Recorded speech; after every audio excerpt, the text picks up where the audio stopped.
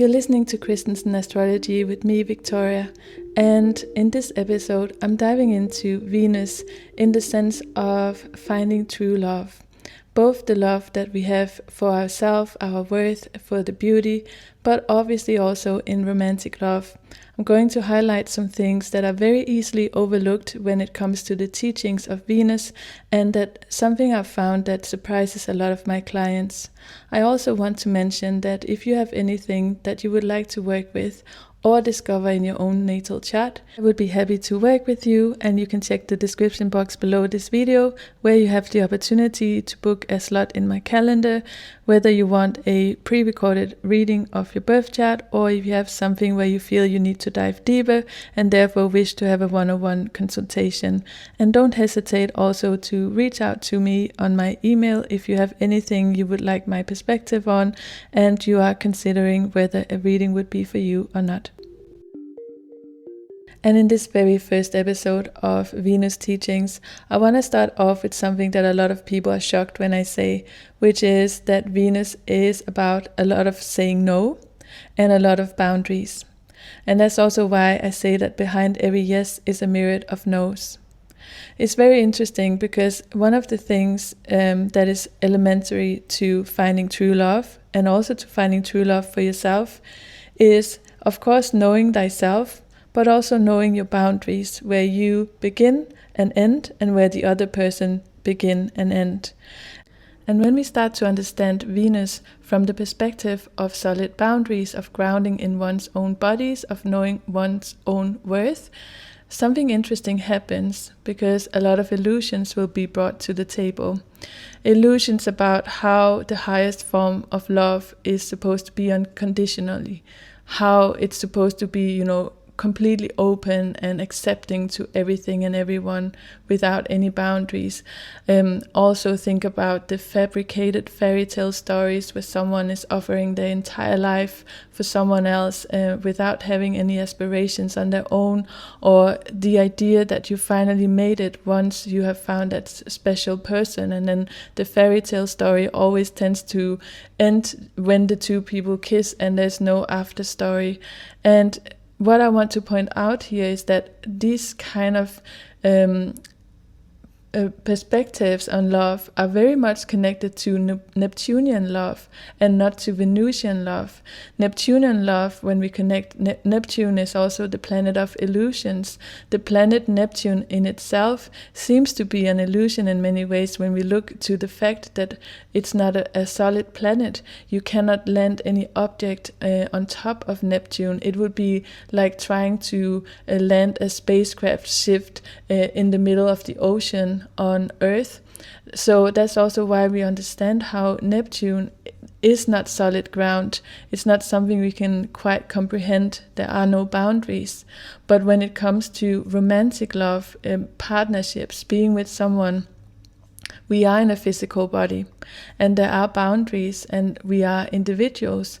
In fact, there are two individuals trying to come together and create something where two perspectives and two individuals' thought patterns and backgrounds needs to find a harmonic way of being together, which is, very much the story of modern patriarchy and modern brainwashed when it comes to what love looks like, is completely under deconstruction right now. A lot of people find themselves being extremely lost between worlds of knowing that the kind of shallow love that is to be found everywhere is not where you want to go, but then at the same time it seems so tempting because there is this illusions of the many fish in the sea, and there's this illusion that that you will easily find it. You just need to dive in and consume humans. That's also one of the biggest pitfalls and a misconception that I see in a lot of my clients in regards to what does true love really mean? Because before you have a sense of who you are, then how can you even begin to come together with another human being? Because if you approach a relationship from a lack within yourself, you will have a lack in the relationship down the road. That's inevitable. And that's why we need to look to the teachings of Venusian love instead of Neptunian love. Because no matter how beautiful Neptunian love is, and you can have this love for humanity, you can have love for nature, you can have love for poetry and the dreamy worlds and the higher connections, you need to understand that this Neptunian love is a layer of love, but not the layer of romantic love, if you want to find something solid where you are actually two people coming together, creating together in a harmonic way. And I think that's also where we are moving as humanity evolves into a higher consciousness and understanding of being together in a mindful way. So Venus is very much about learning to have healthy discernment, to not rush into things. Remember again, is the earthbound element. Whereas Venus in Libra, it's the scales, it's the air, but that's about actually coming into union. So the first part of Venus is the embodiment of earth. Whether you are man or woman or non-binary, it's important that you know that the earth element is the grounding element. And Venus here needs to learn how to choose, but she cannot choose if she does not know herself. That's the irony. And that's also why many people need to go to what we call a myriad of no's in order to find a solid yes. Because in this human existence, it's very much often from what we don't want that we know what we do want.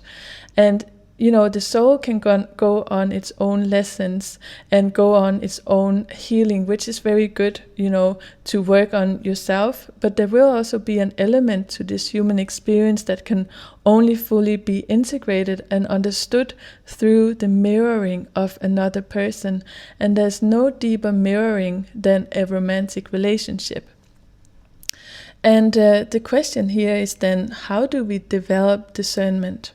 How do we develop healthy boundaries? How do we keep those boundaries in the face of difficulties? Let's say whether you are in a relationship that you want to improve, or you're single and you want to find someone. What are the biggest mistakes that, if you don't listen to the Venusian energy, that might rush you into a connection that is not for you? Well, first and foremost, one of the Venus teachings I will take you through is the different aspects of Venus. And so you can go through and look at your own birth chart and see if you have any of those aspects. But for this introductional episode, I want you to start to think about Venus as an embodiment of your physical body, the way that you love, the way that you have a sense of self, and the way that you go around in this world knowing that you are an individual but still is participating in something broader, bigger than yourself. And if I can say one thing that is very much happening in the collective right now, is that all these Neptunian illusions about love that keeps you imprisoned, all of them are completely being exposed right now. And I highly suspect that this has to do with the fact that Neptune was in Pisces from around 2011 up until this year. And when Pisces was in his home, was swimming with Neptune being at home body here, there was a greater acceptance of both the spiritual that we saw a rush in became more normal, but then at the same time also a greater rush of illusions that on the other side of these illusions seems completely empty. And in one aspect, that it has also to do with dating apps or using, a pool of people as a consumeristic mindset to dive into, always find someone new. If this person can't fulfill what I want, I go to the next person. But you never really get to have the experience of solidity, of earthly embodiment, of connecting to oneself through the mirror of another person. And that is what I see highly is lacking. And this is sort of the language that a lot also I see in my clients that they don't have. They just know they can't go back to the more shallowness, the boundless, the swimming in the sea of the dating pool. You can see even how the language in itself turned into plenty fish in the sea. I cannot again help but think about the Neptunian sea of Pisces, plenty fish in the sea, next dating app, next scroll, next Instagram, sliding into the DMs kind of mentality, which then leaves a lot of people in almost a level of despair, numbness, apathy, not knowing that what the soul communicates to us in those areas around love is that you can't go back to the illusions. That's also why we saw this great rush of what maybe I can best call, exposure of toxic traits in people and toxic relationships, blah, blah, blah, and it's beautiful because the collective started to get a language for talking about toxic relationships and, other, strong namings of, people who might be under the, category of energy vampires. But that's not what I'm so interested in. I'm interested in the trend of this. I'm interested in, why was it that this Neptunian energy also kind of lured in people's perception of what love should be, and at the same time lots of people got out of highly dysfunctional relationships and then started to have a language for what was actually not working. And then alongside all of those energies, there were both a longing of what I can see in men and women to go about love in another way, to not fall into the default programming. And really, one of the ways to get this by its core is to work with Venusian energy. So if you're listening to this episode and something of it resonated with you or caught your curiosity, let me know in the description box below what is your Venus sign and do you have any interesting aspects to your Venus. And as always, remember to like and subscribe to my channel, and I look forward to catch you in another video. Bye for now.